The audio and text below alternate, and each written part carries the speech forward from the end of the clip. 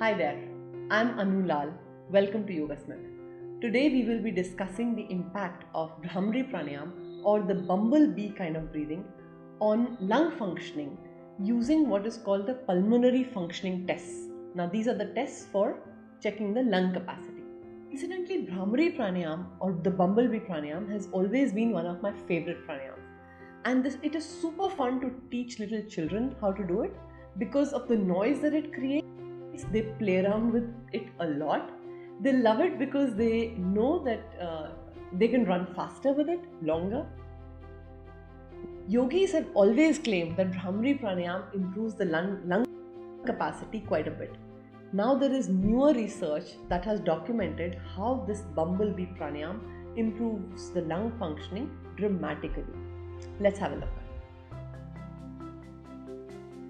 The way to check lung functioning in medicine is pulmonary functioning tests. Usually patients of asthma, allergies, chronic bronchitis, respiratory issues are put on these tests. PFTs are a group of tests that measures how well your lungs work. They are able to check how effectively do lungs provide oxygen to the rest of your body.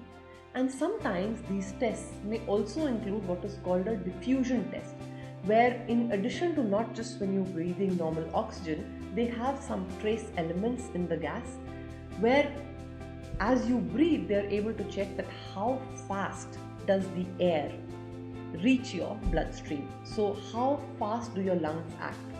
Now these tests not just include the sheer amount of air that you breathe in or you breathe out, they also check the volume of gas in your lungs as retention, known as lung volume.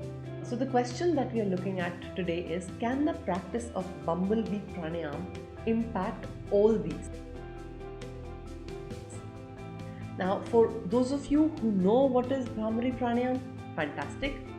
For those of you who'd like to learn more, check out our videos. But here I will give a quick demo of Bhramari Pranayama, not touching all the aspects of it, but just to bring everybody on the same page that what is this Bumble Bee Pranayama that we are talking about. It is something like this.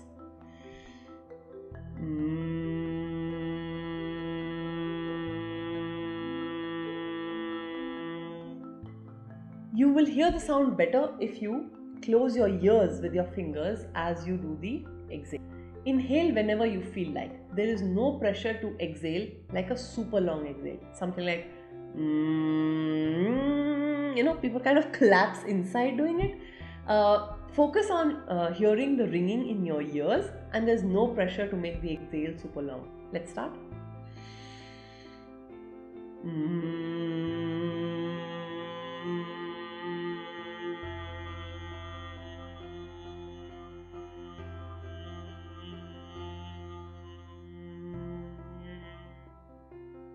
Now that we know that Bumble Bee Pranayama and PFTs, let's get into the study. What was this study all about? Now, this study was done in an Indian institute and conducted by 3 doctors. The population size was 90 young, healthy adults, men and women were chosen, and they were all healthy, roughly of the same BMI. There were no really diseases that they were working with. They were divided into 2 random groups by a lottery. One was the yoga group and the other was the control group, which is very common in all these kind of trials. The yoga group was taught Bumble Bee Pranayama, just what I have shown you, by qualified yoga teachers. They were taught the whole complete apparatus of the Bumble Bee Pranayama. In this intervention, they did 3 to 6 breaths. They called something between 3 to 6 breaths as one cycle and followed it by a short rest and then started again. So they did 5 cycles. Each cycle had 3 to 6 breaths. Now you would, initially they would finish all of these in about 5 minutes, and later this was raised to 15 minutes. Now you would notice that as you do this pranayama more and more, the exhale becomes longer. So the time taken to do 5 breaths increases over time. They did this for about 15 minutes, give or take a few.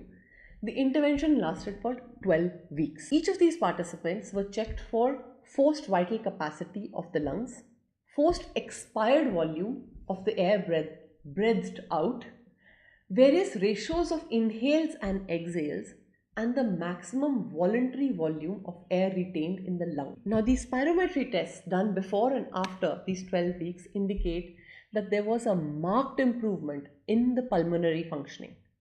When the lungs inflate almost near to the total lung capacity by deep yogic breathing exercises, it increases the lung compliance, the total lung capacity and volume of air that the lung can hold. This is of great importance to anybody who wants to run better, faster, longer, swim more, and do more with the life in general. The researchers think that the prolongation of inspiration and expiration during pranayama stretches the respiratory muscles to their full extent, and it does it naturally, enabling the respiratory apparatus to work to its maximum capacity. I mean, what more do you want? The body to function to its fullest capacity. Now, this is something I have seen for myself. Over the years of my own Brahmari practice, I am able to exhale much longer. You know the sound. It has much longer duration. Climbing mountains is much easier. I climb mountains with greater ease. I hold postures longer, and yes, there is no panting when I'm climbing up the stairs. So I'm personally very glad that there is good research to corroborate this. So if you want to add more years to your life, if you want to add more prana to your existing life, more breath, and you don't want to be out of breath, you may want to do this pranayama, the bumblebee.